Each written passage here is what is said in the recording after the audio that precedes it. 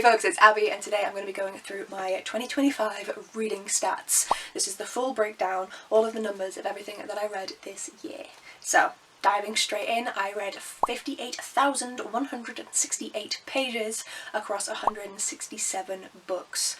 This is not the biggest reading year I've had a couple others that have been more, but I'm pretty damn pleased with that amount. I've listened to 417 hours of audiobooks as well, which I think is a slight decrease on last year, but I mainly listen to audiobooks while I work, and my work has changed a lot, so I've not been able to do that as much this year. So, I'm not mad. I wish the number was higher, but it is what it is. My biggest book that I read this year I don't have because I've actually sent it to my dad to read up in Newcastle, and that is Edge of Eternity by Ken Follett. That is 1,004 pages.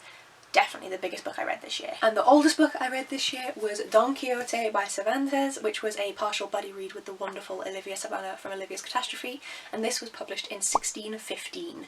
So my oldest one by a couple of centuries. Then for the rest of the standard stats that I do for all of my monthly wrap-ups, for the genres, I read 42% fantasy books. No one is surprised at that number. The next two are such a big drop. 14%. But that is my sci-fi, and I'm very glad that I've managed to boost that up to being my second most common genre, as I really do like sci-fi, but I just have so much fantasy on my shelves that my SFF is skewed heavily to the F. And then my next most common at 11% was non-fiction books, which again I'm pretty happy with because I love a good non-fiction and I'm glad I'm still squeezing them in each and every month. Then for the nationality, so I always want my British authors as a combined amount to be higher than Americans. It's very easy to read primarily American works just because of how publishing and promotion and marketing works. Luckily, I have. English only, I read 38% from English authors. The other nationalities are much lower from the British diaspora. Oh yeah, diaspora. The British Isles. That is much lower, but I'm glad at least that as a conglomerate it is definitely above the United States of America, where 29% of my authors came from. And my next highest percentage is 5% Japanese authors, so that is all going to be translated Japanese fiction. So I'm definitely reading what I expected, but I'm glad that it is almost 10% higher. I guess if I include the few percentages from the Scottish, Welsh and Northern Irish authors, that the British authors will be over 10% higher than the American, and I'm very happy about that. Nothing against American authors, there are some fantastic American authors that I love, but you are very pushed and publicised, and I would like to read more from my own home nation, which is also pushed and publicised, but it's so much easier to read Americans than it is to read any other nation, even my own, which invented the fucking language. So I do try and read more from my own. I need to read more Scottish. I'm half Scottish and I read almost no Scottish works. It's ridiculous. Then for the format, so 48% of my books I read physically, so hardback, paperback, just in my hands, I own a copy. Then 19% were ebook, and 17% each were audiobook and mixed media, so reading it physically and audibly, or physically and ebook, or whatever that meant at the time. So I am glad that 48% of them are physically owned books, because when that skews higher into the percentages for digital copies, I am not then usually getting through my TBR. That's not always the case. Sometimes I will read an e-book version of a book I own. I'm travelling, or I know for, where is it? I actually have it here, The Ending Fire. I read this via ebook for two reasons. One was because I was having the time reading ebooks when I read this. I was blasting through them and it was massively speeding up my reading more than it would have been to read physically.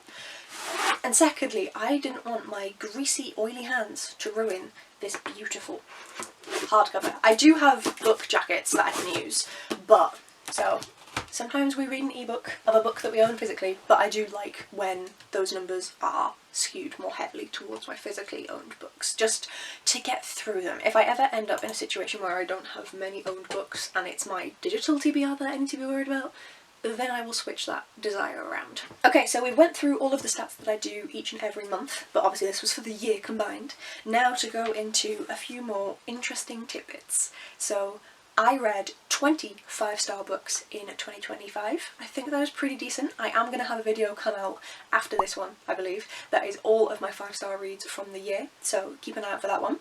And I had 8 books, which isn't very many, that were under a 3-star. So I consider a 3-star read to be a good book. That can vary depending on the read, but if I rated it 3 stars, I liked it. If I rated it under 3 stars, I had issues with it. And only 8 books came in under 3 stars, which is pretty good.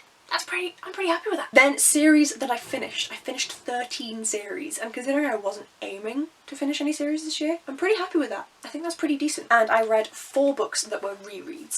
So off the top of my head, that was A Christmas Carol, Goodnight Mr. Tom, and the 2 Samantha Shannon Bone Season books that were re-released in the new edition. So I guess that'd be The Song Rising and The Mask Falling, I believe, that were released author's preferred text. There we go. Author's preferred text. Those were my rereads for the year. I would love to reread more, but I need my TBR to be smaller first. So it is on hold, rereading. Then how I obtained the books. 37% of the books that I read I already owned. That is too small. That percentage is too tiny. The next percent, 35% of the books that I read were ARCs. If you don't know, advanced reader copies that are sent out via publishers, or if they're indie published, via authors, for you to read them prior to publication to give them a review. And my second highest amount was ARCs, which I am very grateful for, do not get me wrong. I am so grateful that I am sent these ARCs to review. It is something that I will never take for granted, but I am also aware that it is eating into how much of my physical TBR I am reading, so that's just something that I personally need to be conscious of. Then the age bracket for my reading. I used to read almost 50-50 YA and adult books, and that has changed completely. It already was pretty changed last year, but this year 82% of my reads were adult fiction or non-fiction. Ooh, that is a big number considering that 4 years ago it was 50-50, and this isn't even like matching up with me leaving. I'm 29. 4 years ago I was 25. That's still pretty solidly into the adult age bracket, and yet that's how long it took me. I think it was a combination of owned TBR, prominence of YA, which pushes more books, and also FOMO. So many books that were YA were coming out and I didn't want to miss out on them. I had the book boxes which did YA more, especially Lumicrate, and I think that was a big part in why I continued to read YA for so long. There is nothing at all wrong with YA. I can still love a good YA book. I'm sure that there are some on here that are in my favourites of the year list that are YA, but I'm coming up to my 30s. I just read more adult books. It happens to most people. Not at all. Some people will read middle grade until the day they die, but I am falling into the standard trope of reading my age range. They're the authors that I read the most books from. My lowest that I'm going to mention is 4 books from Samantha Shannon. Those were 3 books from the Bone Season series and Among the Burning Flowers? Yes, which is there. Those were the 4 books I read from her. I read 5 books from Derek Landy, which is interesting because I don't tend to reread his books at the moment, so he must have had 5 come out this year. Ah, I was wondering, and I've realised. So he writes the Skullduggery Pleasant series, and I was thinking 5 Skullduggery Pleasant books have not come out this year. That is true, but a couple have, so I read those, and then I also finished the Demon Road trilogy, which is his other series, which is not anywhere near as good in my personal opinion, but that's how I read 5 books from Derek Landy. Then I read 8 books from Adrian Tchaikovsky. This is primarily thanks to the wonderful folks over at Book Break including me on his book tours, but also I've discovered a real love for his work this year. I do also have some...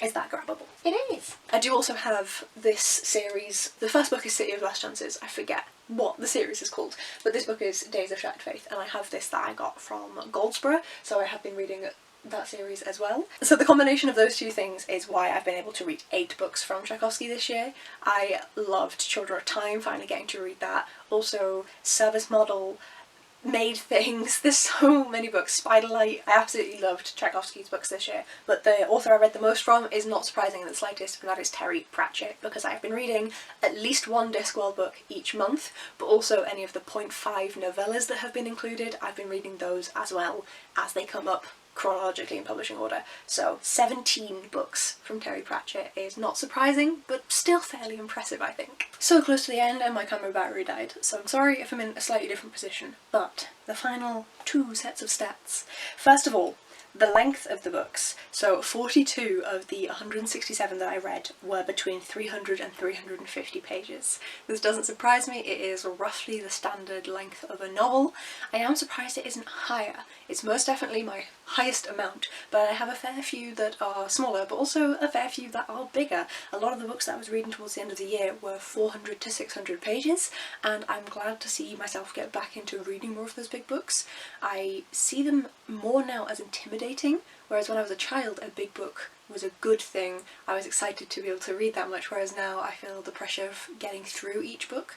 So I'm glad that I'm moving more towards reading bigger books, but still pretty solidly at the standard of 300 to 350 pages. And the final statistic is the gender of the authors. So I was able to find out the gender of all of the authors that I read this year. That isn't always the case. 4% of the books were by multiple authors and therefore multiple genders. If it was multiple authors and they were all female or all male, I put them in that category, but this is a mix of authors at 4%. This next stat is the first time it's happened since I've been tracking, which started in I think 2018.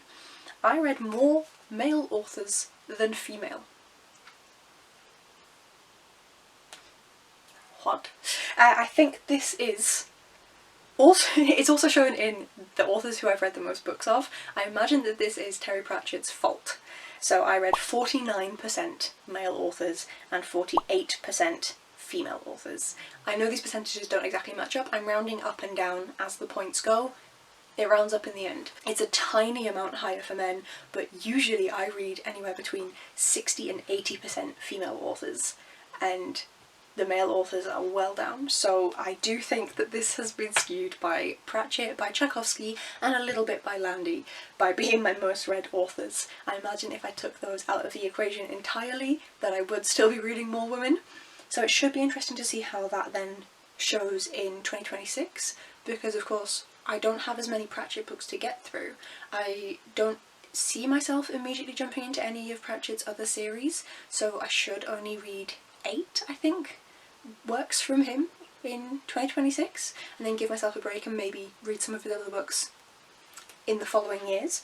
So potentially that will drop down, but it also depends how much I end up reading of Tchaikovsky, because I have a book of his for January, February and March that I want to read, so we shall see. But yeah, I just thought that was fascinating. It is the first time ever since I started tracking that I've read more men, and I imagine that, like, going back to like my childhood reading, that I was probably reading more women then, because women are more prolific in the younger reader space, and my mum often got me girly books, so I imagine that this is potentially the first year in my life that I've read more men than women.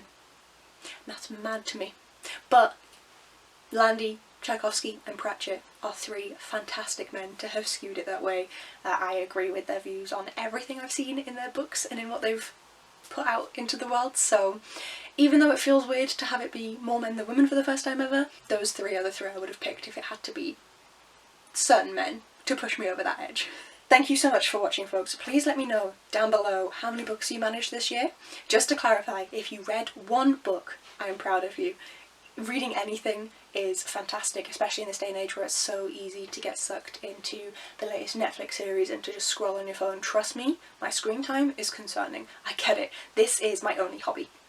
This is what I do. I watch booktube videos and I read. So this is how I manage to get through so much. It is what I do. I don't watch TV, I don't watch films, I go out occasionally with friends, but I read. And that is not the case for everyone. I'm also a fairly fast reader, so that is how I get through so many books. But if you have read 1 book, I would love to hear about it. But if you've read a few more than 1, I'd love to hear how many you managed below. Congratulations on whatever you did manage. 1 page is better than 0 pages, so we'll take it. And thank you so much for watching, folks. If you'd like to see how I do in 2026 with my reading, then please do hit subscribe, and I'll see you in the next video. Bye!